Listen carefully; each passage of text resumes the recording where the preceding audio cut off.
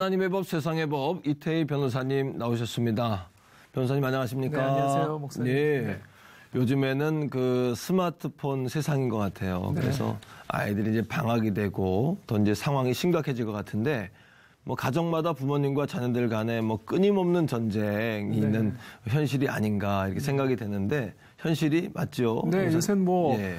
뭐 중고등학생은 당연하고요. 이제 초등학교, 유치원 아이들도 스마트폰을 뭐 장난감처럼 그렇죠. 사용하면서 사실은 좀 많은 문제들이 있죠. 사실은. 네, 예. 네. 무엇이든지 간에 이제 순기능도 있고 역기능도 있을 텐데 네, 이런 어떤 그 스마트폰에 이제 심취해 있다 보면 많은 역기능도 있을 것 같아요. 저는 지금 그러니까 어른들한테도 물론이지만 특별히 자라는 지금 우리 어린 청소년 세대나 어린 아이들에게는 저는 역기능이 훨씬 더 많다고 생각합니다. 순기능보다는 오히려 말은 스마트폰이지만 지금 사실 두뇌 발전에도 영향을 미치고요. 그래서 사실 스마트하지 않게 지금 만드는 어떤 그런 연구 결과들, 자료들도 많이 나오고 있고요.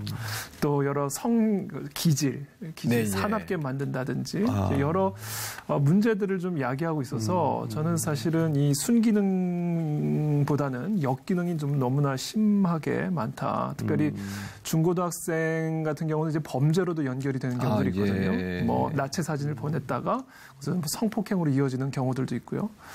뭐 음란 동영상 뭐 이런 것들은 뭐 말할 것도 없고요. 그래서 사실은 저는 지금 저 개인적으로는 특별히 우리 어린 아이들, 중고등학생에 이르기까지 이 스마트폰은 상당히 저희들이 조심스럽게 다뤄야 할 문제라고 저는 생각합니다. 그게 이제 범죄까지 연관된다면은 이제 법적 어떤 그 제도 장치가 좀 필요할 것 같은데 어떻습니까? 우리 정부에서도 이제 이런 스마트폰의 문제점 또 폐해 심각성을 잘 인지를 하고요.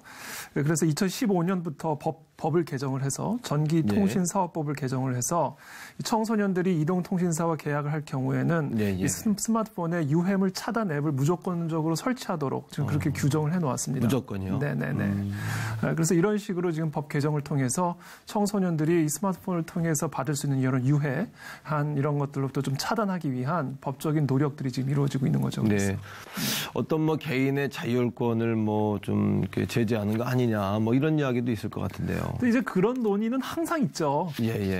소위 뭐 인권 운동한다는 부분. 그렇죠. 항상 이제 그런 이야기들을 하는데 저는 학부모의 입장에서 뭐 다른 어떤 변호사나 목사의 입장이 아니라 정말 그냥 순전한 학부모의 입장에서 저는 이것은 어떤 권리의 문제로 접근한 문제는 아직은 아니라고 생각합니다. 특히 우리 청소년 아이들은 권리를 배우기보다는 일단은 좀 의무와 책임, 그래도 안전한 울타리 속에서 보호를 받아야 할 때라고 저는 생각을 하기 때문에 근데 말씀하신 것처럼 이것을 무조건 제도적으로 법적으로만 우리가 의지할 부분은 아니라고 생각을 해요.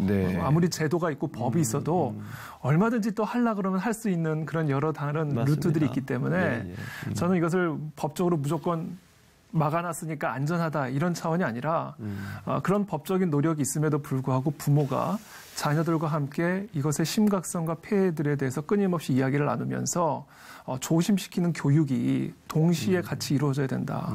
그리고 무엇보다도 사실은 뭐 카페나 이런 음식점을 가면 부모님들도 다 사실은 스마트폰을 보고 있단 말이에요. 그러니까 아이들이 사실 어떻게 보면 그거 보고 하는 건데 부모랑 얘기를 하려는데 부모도 스마트폰을 보니까 자기들도 스마트폰을 보는 거죠. 그러니까 이것을 단순한 어떤 교육뿐만 아니라 부모님부터 우리 부모님들부터 이런 스마트폰을 좀 절제하는 모습들, 특별히 자녀들 앞에서 이런 어떤 전반적인 노력들, 그러니까 법적인 제도의 노력뿐만 아니라 또 우리의 부모님과 자녀들 간의 어떤 대화를 통해서 또 부모님의 어른의 우리 성인들의 삶 자체를 통해서 이런 스마트폰의 폐해를 인지를 하고 노력하는 그런 노력들이 전반적으로 필요하지 않을까 저는 그렇게 생각합니다. 아마 자녀들에게 그 스마트폰을 사용하는 것을 제재하고 또 부모가 그것들을 금지하고 감시하는 것을 넘어서 우리 변호사님 말씀대로 우리 아이들이 스스로 좀 판단할 수 있고 또 절제하고 그것들을 잘 선용할 수 있는 그런 방법을 가르치는 것이 중요하지 않나라는 생각이 들고요.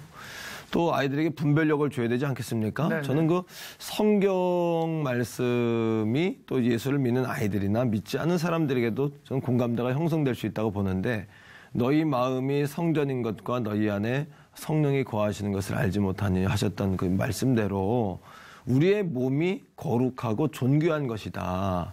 그리고 우리 안에 하나님이 계시기 때문에 우리 예수 믿는 사람들은 우리의 몸이 성전이다라는 의식들이 굉장히 필요하지 않느냐라는 네. 생각이 들고요. 네.